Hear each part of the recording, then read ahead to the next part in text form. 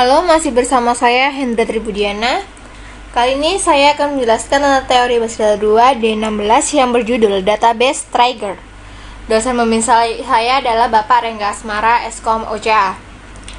Tujuan belajar adalah memahami macam-macam tipe trigger, memahami trigger dan penggunaannya, dapat membuat database trigger, memahami database trigger yang dapat mengaktifkan sebuah aturan, menghapus database trigger. Trigger adalah blok PL atau SQL atau prosedur yang berhubungan dengan tabel, view, skema, atau database yang dijalankan secara implisit pada saat terjadi sebuah event. Tipe dari trigger. Yang pertama, application trigger diaktifkan pada saat terjadi event yang berhubungan dengan sebuah aplikasi. Yang kedua, database trigger diaktifkan pada saat terjadi event yang berhubungan dengan data, seperti operasi DML, atau event yang berhubungan dengan sistem semisal logon atau shutdown yang terjadi pada sebuah skema atau database. Penggunaan trigger perlu dibuat dan kadangkala tidak perlu dibuat. Trigger perlu dibuat pada saat membentuk suatu aksi tertentu terhadap suatu event, memusatkan operasi global.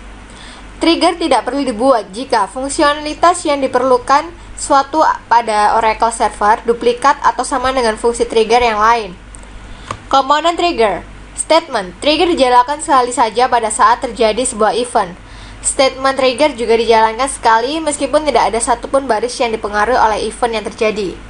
Row trigger dijalankan pada setiap baris yang dipengaruhi oleh terjadinya sebuah event. Row trigger tidak dijalankan jika event dari trigger tidak berpengaruh pada satu baris pun. Komponen dari sebuah trigger ada 6, yaitu yang pertama trigger timing, trigger event, nama tabel, tipe trigger, causa when, trigger body. Menggunakan old dan new qualifiers. Pada row trigger, nilai dari kolom sebelum dan sesudah perubahan data dapat dirujuk dengan menggunakan old dan new qualifier. Old dan new hanya digunakan pada row trigger. Old dan new menggunakan prefix .2 untuk pernyataan dalam perintah SQL. Jika qualifier ini terlibat dalam pembatasan kondisi pada causa when, maka tidak digunakan prefix .2. Penggunaan trigger yang terlalu berlebihan akan menyebabkan terjadi sifat ketidaktergantungan yang terlalu kompleks sehingga akan mempersulit pemeliharaan dari aplikasi yang besar. Beberapa event pada trigger bisa dikombinasikan dalam sebuah trigger dengan menggunakan predikat kondisional inserting, updating, dan deleting. Itulah penjelasan saya tentang database trigger. Semoga bermanfaat. Terima kasih.